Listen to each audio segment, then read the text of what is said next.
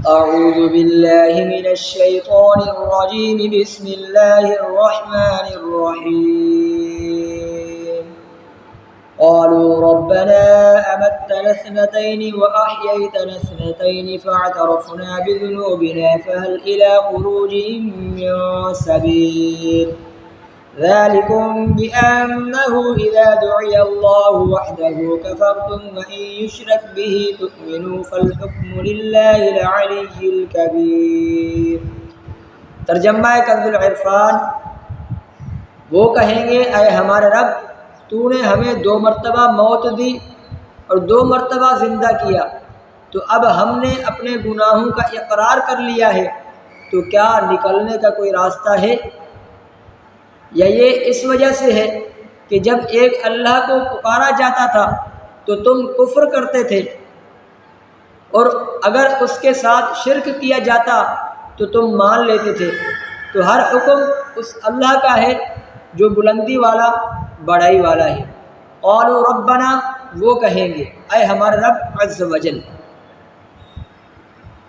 ان آیات کا خلاصہ کلام یہ ہے کہ جہنم میں فرشتوں کی ندا سن کر کفار کہیں گے اے ہمارے رب عز وجل، تو نے ہمیں 2 مرتبہ موت دی اور 2 مرتبہ زندہ کیا، اور اب ہم نے اپنے گناہوں کا اقرار کر لیا ہے، اور ہم مرنے کے بعد دوبارہ زندہ کیے جانے کا انکار کر کے جو گناہ کیا کرتے تھے اب ہم نے اس کا اعتراف کر لیا ہے.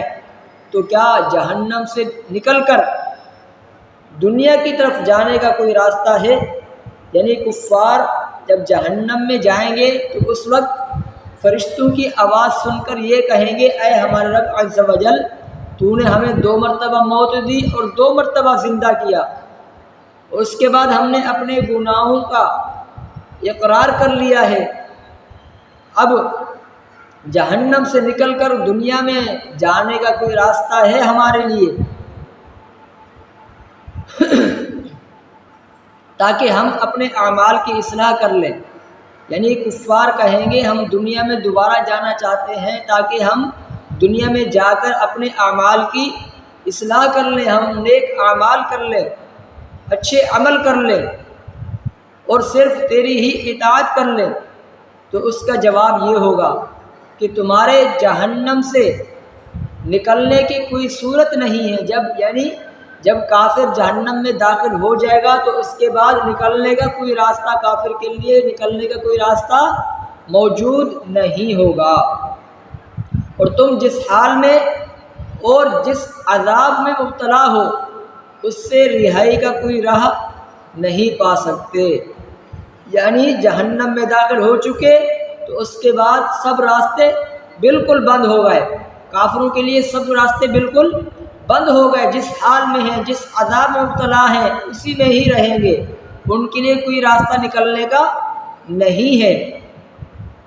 اس عذاب اور اس کے ہمیشہ رہنے کا سبب تمہارا یہ فعل ہے.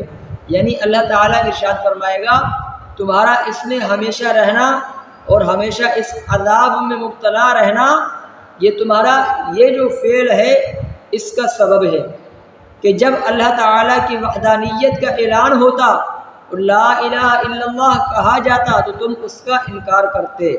یعنی جب دنیا میں تم تھے اس وقت اللہ تبارک و تعالیٰ کا اعلان ہوتا، اللہ تعالیٰ کی وحدانیت کا اعلان ہوتا اور لا الہ الا اللہ کا اعلان کیا جاتا تو اس وقت کفار جو ہیں انکار کرتے تھے، کفر کرتے تھے، کفر اختیار کرتے تھے. اور اگر اللہ تعالیٰ کے ساتھ شرک کیا جاتا تو تم مان لیتے تھے. اگر کوئی شخص اللہ تعالیٰ کے ساتھ کسی کو شریک کرتا، کسی کو شریک ٹھہراتا تو اس وقت کفار ان کے ساتھ مل جاتے تھے، خاموش رہتے تھے یا مان لیتے تھے ان کی باتوں کو اور اس شرک کی تصدیق کرتے. تو جان لو کہ حقیقی حاکم اللہ تعالیٰ ہی ہے جو ایسا بلندی والا ہے کہ اس سے اور کوئی بلندی نہیں، اور ایسا بڑائی والا ہے کہ اس سے اور کوئی بڑا نہیں. حضرات محترم، آیت نمبر 10 میں 2 مرتبہ موت اور 2 مرتبہ زندگی دیے جانے کا ذکر ہوا. اس کے بارے میں ایک قول یہ ہے کہ پہلے وہ بے جان نطفہ تھے، اس موت کے بعد انہیں جان دے کر زندہ کیا، پھر عمر پوری ہونے پر انہیں موت دی، پھر اعمال کا حساب دینے اور ان کی جزا پانے کے لیے زندہ کیا۔ اس کی دلیل وہ آیت مبارکہ ہے جس میں اللہ تبارک و تعالی ارشاد فرماتا ہے کیف تکفرون باللہ وکنتم امواتا فاحیاکم ثم یمیتکم ثم یحییکم۔ ترجمہ کنز العرفان، تم کیسے اللہ کے منکر ہو سکتے ہو، حالانکہ تم مردہ تھے تو اس نے تمہیں پیدا کیا، پھر وہ تمہیں موت دے گا، پھر تمہیں زندہ کرے گا۔ اللہ عز و جل سے دعا ہے اللہ تبارک و تعالی ہم سب کو نیک اعمال کرنے کی توفیق عطا فرمائے اور ہم سب کو گناہوں بھری زندگی سے بچنے کی توفیق عطا فرمائے، آمین بجاہ النبی الامین صلی اللہ تعالی علیہ وآلہ وسلم۔